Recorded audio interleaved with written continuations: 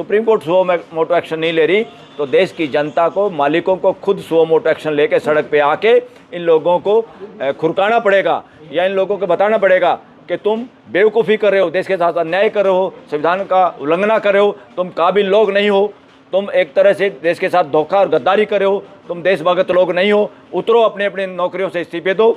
और पार्लियामेंट के लोगों को भी कि बदलो इसको, राष्ट्रपति को भी कह सकते हैं बर्खास्त करो इस सरकार को।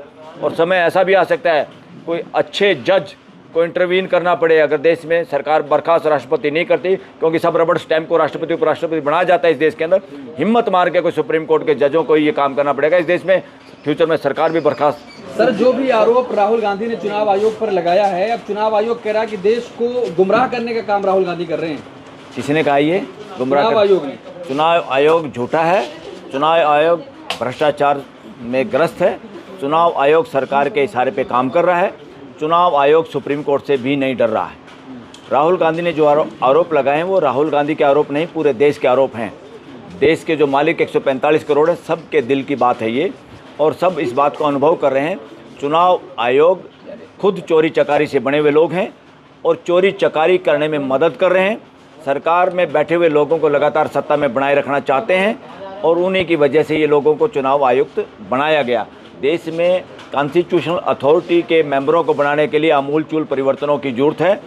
किसी भी प्राइम मिनिस्टर को, अपोजिशन के लीडर को या चीफ जस्टिस को, ये 3-4 लोगों को इस तरह की अपॉइंटमेंट करने की छूट इस देश में नहीं मिलनी चाहिए। ये करप्शन के अड्डे हैं, ये पार्लियामेंट को मिलना चाहिए अधिकार, न कि एक नेता को या किसी पीएम को या अपोजिशन के लीडर को या इलेक्शन कमिश्नर को।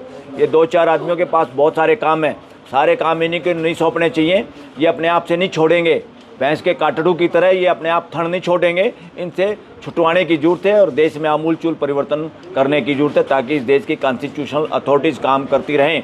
अब इलेक्शन कमीशन कितना बदमाशी पे उतारू है और सुप्रीम कोर्ट में हमने खुद भी राहुल गांधी का जो लेख आया था वो राहुल गांधी का लेख जरूर था मगर वो पूरे देश का लेख था। उसको हमने पटिशन बना के चीफ जस्टिस और सारे जजों को भेजा कि इस पे सुओ मोटो एक्शन लो, और सुओ मोटो इस तरह के मामलों में एक्शन लेने की ड्यूटी बनती है, सुप्रीम कोर्ट की मर्जी नहीं है। सुप्रीम कोर्ट अगर इस तरह के मामलों में सुओ मोटो एक्शन नहीं लेती तो सुप्रीम कोर्ट अपनी ड्यूटी में फेल है। सुप्रीम कोर्ट संविधान का उल्लंघन कर रही है, देश की सर्वोच्च संस्था होने के बावजूद अपनी ड्यूटी निभाने में नाकामयाब है। इसलिए ये आरोप सुप्रीम कोर्ट पे भी लगता है और लगाना पड़ेगा देश को। चुनाव आयोग कह रहा है हिम्मत है तो एफिडेविट साइन करिए फिर आइए। चुनाव आयुक्त कौन होता है? चुनाव आयुक्त को पकड़ने की जरूरत है, इनको करप्शन में पकड़ने की जरूरत है, तब इनको पता चल जाएगा एफिडेविट कैसे देते हैं और कोर्टों में कैसे, और सुधार गृह में जब जाएंगे सारी नानी इनको याद आएगी। वरना ये जो भी बातें कह रहे हैं ये किसी और इशारे से कह रहे हैं कि एफिडेविट दे। किसके एफिडेविट पे आपने आज तक कॉग्निजेंस लिया है? देश के मालिक आपको एफिडेविट देंगे? अरे देश के कर्मचारियों, देश की संस्थाओं, तुम बादशाह बन गए देश के।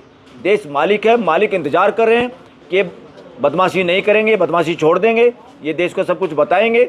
और आप राहुल गांधी से, अपोजिशन का लीडर, और आज वो जो बोल रहे हैं वो पूरे देश की आवाज़ है, उससे एफिडेविट मांग रहे हो, बदमाशी कर रहे हो।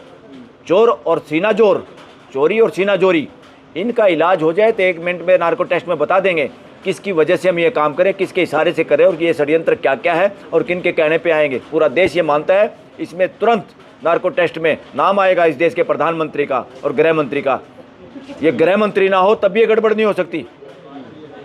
उसको आदत पड़ी हुई है अपने कॉलेज के इलेक्शन से ही कि रिगिंग कैसे होती है, इलेक्शन कैसे जीते जाते हैं। ये अपराधी हैं, देश के संविधान के भी अपराधी हैं सर। महाराष्ट्र और इन दोनों को देश पूरा ये कह रहा, पूरा देश कह रहा, सर्वे करो, ये अपराधी किस्म की मानसिकता के लोग हैं ये, इनसे देश को छुटकारा चाहिए, तभी जाके कॉन्स्टिट्यूशनल अथॉरिटी। मगर सबसे ज़्यादा तो लोगों को बुरा लगता है, वकीलों को बुरा लगता है देश को कि यार सुप्रीम कोर्ट क्यों नहीं कर रही, सुप्रीम कोर्ट इनको पकड़ क्यों नहीं पा रही। मैं इस बात को बताना चाहता हूँ, सुप्रीम कोर्ट में जज हैं, सुप्रीम कोर्ट है, संविधान है, मगर जजों के अंदर हिम्मत कहाँ से लाएं?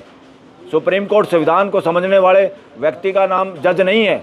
उसके हिसाब से जीना, उसके हिसाब से फैसले करने की जिसमें हिम्मत है वो सुप्रीम कोर्ट और हाई कोर्ट के जज होने के काबिल हैं। वरना अपॉइंटमेंट तो किसी भी चोरी चकारी से बहुत लोगों की हाई कोर्ट और सुप्रीम कोर्ट में हुई है, आगे भी शायद होती रहेगी, इसको रोकने की जरूरत है। लेकिन राहुल गांधी कह रहे हैं जेल जाना होगा, धमकाने का काम कर रहे हैं।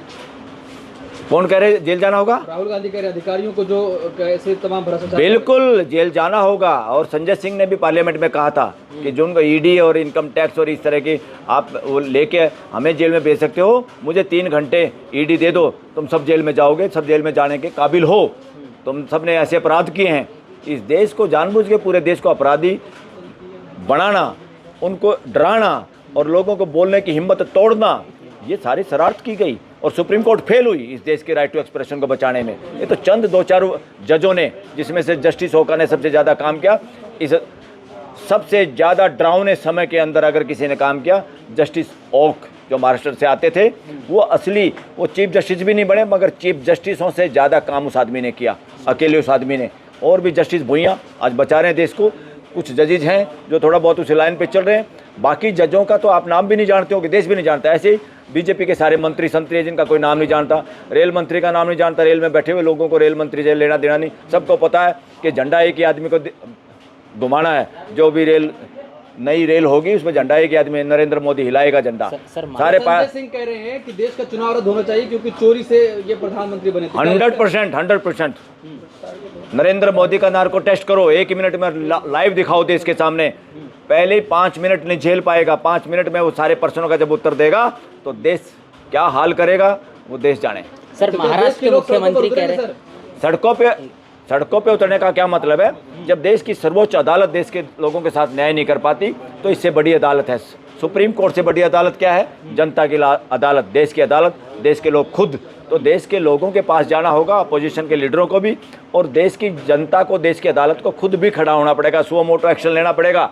Supreme court suo motu action नहीं ले रही तो देश की जनता को, मालिकों को खुद सुओ मोटो एक्शन लेके सड़क पे आके इन लोगों को खुरकाना पड़ेगा, या इन लोगों को बताना पड़ेगा कि तुम बेवकूफ़ी कर रहे हो, देश के साथ अन्याय कर रहे हो, संविधान का उल्लंघना कर रहे हो, तुम काबिल लोग नहीं हो, तुम एक तरह से देश के साथ धोखा और गद्दारी कर रहे हो, तुम देशभक्त लोग नहीं हो, उतरो, अपने अपने नौकरियों से इस्तीफे दो।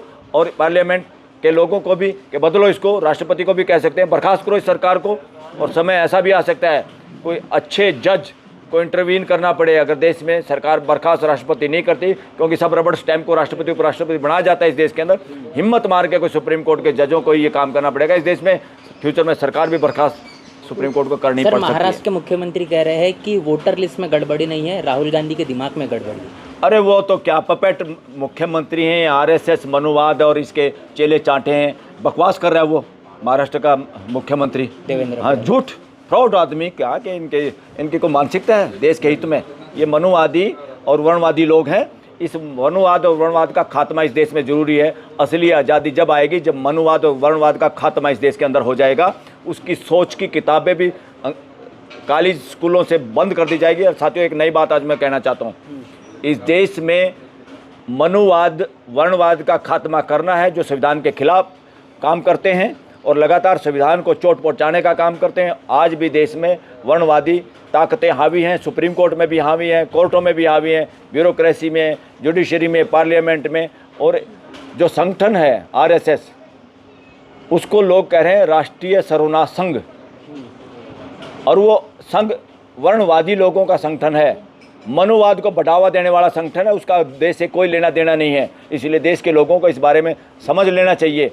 ये चरित्र निर्माण वाले लोग नहीं हैं, ये लोगों को दानव बनाने वाले लोग हैं, उनके अंदर हिंसा भरने वाले लोग हैं। उन लोगों का मिसयूज़ करते हैं हमारे युवाओं को। किसी को बजरंग दल में नेता बना दिया, किसी को किसी और में बना दिया, और जानबूझ के उन पदों में बच्चों को लालसा होती है, इच्छा होती है कि हम पॉलिटिक्स में हिस्सेदारी करें, भागीदारी करें।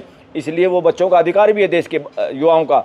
तो युवाओं को पथभ्रष्ट करके उनको किसी न किसी पद में दे के, लालच में डाल के, उनको ये उसी तरह करना चाहते हैं कि वो कैसे नपुंसक हो जाएं और हमारे इशारे पे कैसे नाचें, और इस देश के बांटने के लिए, हिंसा करने के लिए उनका दुरुपयोग करते हैं।